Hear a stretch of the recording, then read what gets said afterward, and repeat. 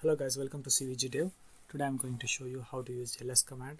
It is basically used for listing out the files and folders and their information. Let's head to our terminal and type ls.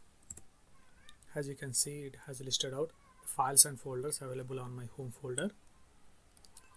We can also use ls command in few other different ways. Example, ls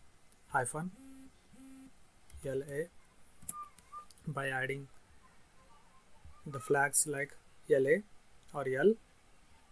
You can see that the file permissions and the number of links that are given to the file, and the owner of the file, and the group of the file, and the size of the file in bytes, and the date and time modified.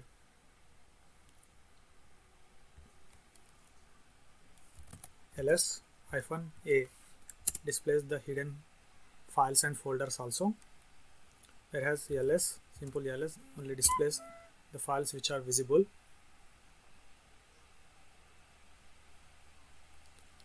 And ls-sh, this is another command.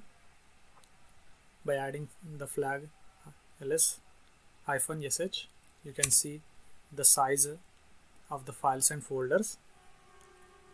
As you can see, this is not that much accurate. There is another command du, which can be used to list out the complete size of each individual file that is present in the folder. As you can see, the Android Studio is not 4 kilobytes. It is showing like that, but it is not 4 kilobytes. As in Linux, there is a default size of 4 kilobytes for each folder, even it is empty. Even for empty folder, by default it will display 4 kilobytes because it is the default block size. It doesn't matter. ls-sh will still work on files. It is going to show accurate size of the files. Just for example, I'm going to enter into any one of the folder by using change directory command.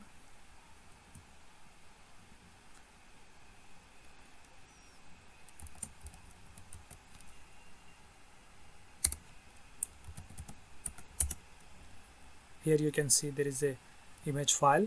I'm going to display its size by using ls-sh, whereas ls-s stands for size and h stands for human readability. As you can see, it has displayed size as 1.1 megabytes. I'm going to check in the file manager. You can see it is 1.1 megabytes. Here it is also, it is same 1.1 megabytes. That's it guys. If you like the content, please like and subscribe and share. If you have any doubts, comment below.